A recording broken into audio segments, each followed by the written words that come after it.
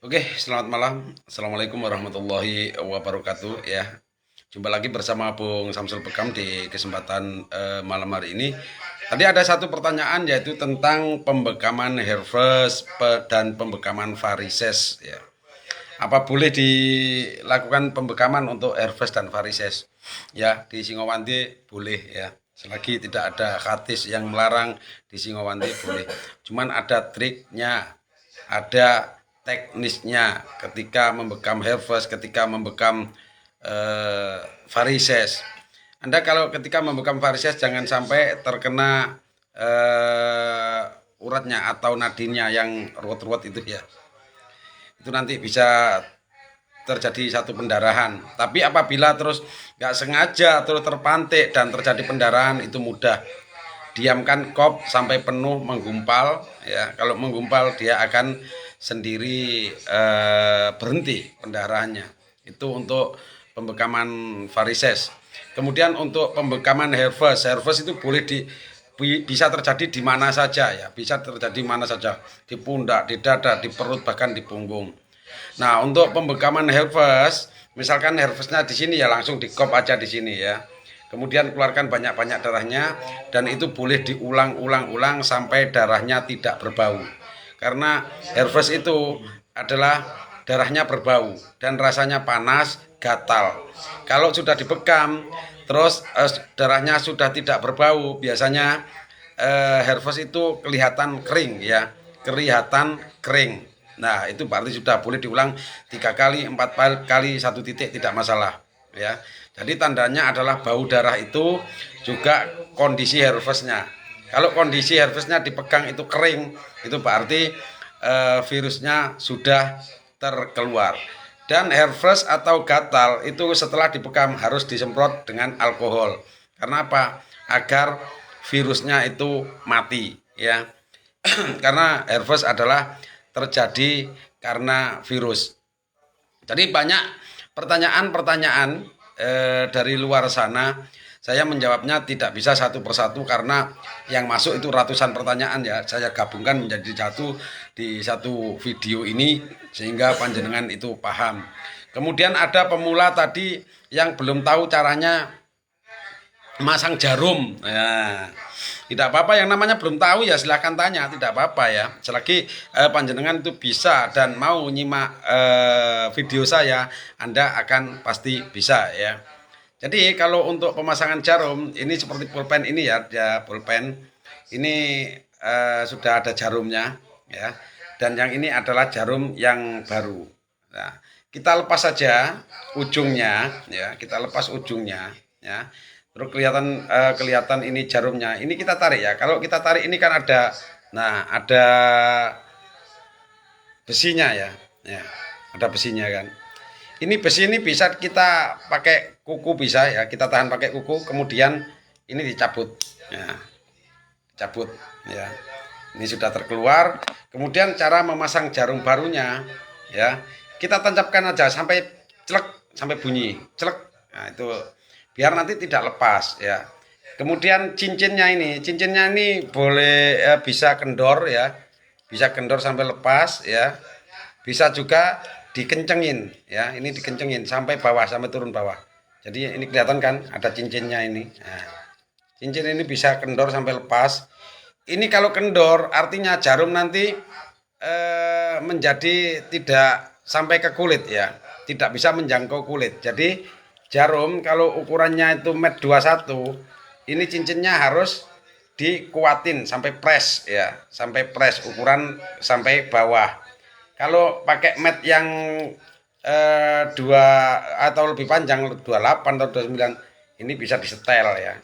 Bisa disetel. Kalau pakai mat yang 21 langsung aja diturunin sampai bawah, dikerasin. Nah, setelah terpasang jarum seperti ini kemudian potong kepala jarumnya. Nah, sudah kelihatan jarumnya kan? Kalau sudah kelihatan jarumnya, kemudian tutup dan putar. Ya, putar. Nah, sampai keras. Nah, sampai keras. Nah, ini. Jadi ini sudah langsung bisa dipakai Dan pemantikan, ingat, pemantikan itu adalah memutar ke kiri berlawanan dengan arah jarum jam. Pemantikannya bebas menurut perkiraan panjenengan ya, menurut perkiraan panjenengan. Dan ini adalah bisa dilepas ya. Cuman ini kemarin sudah saya betulin. Kalau leher daripada ini kendor ya, ini bisa dilepas. Tapi ini kemarin sudah saya betulin ya. Jadi, barangkali bisa ini nanti ya. Ini kalau kendor biasanya itu bikin macet ya, bikin macet. Diputer aja ya. Tapi ini sudah keras. Kalau ini terlepas dari sini, langsung aja kasih tisu terus dimasukin lagi. Itu nanti bisa istilahnya mengganjal ya. Nah, jadi ini kalau untuk memperbaiki ini bisa dilepas. Ya. Pangkal daripada rumah daripada jarum ini bisa dilepas ya. Kemudian taruh tisu keliling, masukkan lagi. Itu bisa keras ya, bisa keras ya. Nah, oke ya. Jadi semua sudah paham ya untuk pemasangan jarum, pembekaman herpes, pembekaman gatal, pembekaman bisul. Nanti kalau yang nggak paham bisa tanya atau bisa gabung langsung di Bekam Dakwah dan Santunan Anak Yatim. Untuk gabung menjadi murid ahli terapi bekam Singowandi tetap gratis ya, tetap gratis. Saya tidak ada SPP, tidak ada SPP. Teman-teman kemarin ada yang terkena hoak katanya kalau masuk Singowandi bayar 1,5 juta mendapatkan alat kop isi 12, tidak, itu hoak ya. Jadi di Singowandi tetap gratis ya, tetap gratis ya. Ini dikerasin seperti ini. Kemudian ini kan bisa memutar, ini biasanya bisa lepas juga ini ya. Ini bisa lepas. Nah, ini kalau gampang lepas, gampang lepas seperti ini ya, bisa dilepas seperti ini. Nah, ini bisa dilepas. Ini kalau gampang lepas, ini juga taruh tisu ya, taruh tisu keliling ini baru dimasukkan sini untuk ganjal. Nah, kalau sudah dimasukin tisu nanti nggak gampang lepas. Soalnya kalau kendor nanti pennya mudah macet ya, mudah macet. Nah, harus keras, semua harus keras. Jadi bunyinya enak gitu ya, bunyinya itu enak. Kalau bunyinya itu keras, tak tak tak tak tak, itu artinya ada yang kurang keras. Biasanya yang belakang kurang keras atau yang depannya kurang keras. Itu boleh dicek ya. Ini sedikit masukan dari saya.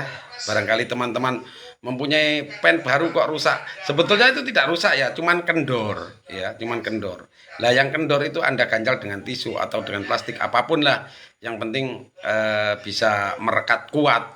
Itu nanti akan membantu lebih mudah panjenengan melakukan praktek. Baik, itu sedikit satu informasi atau satu video bagaimana menangani herpes.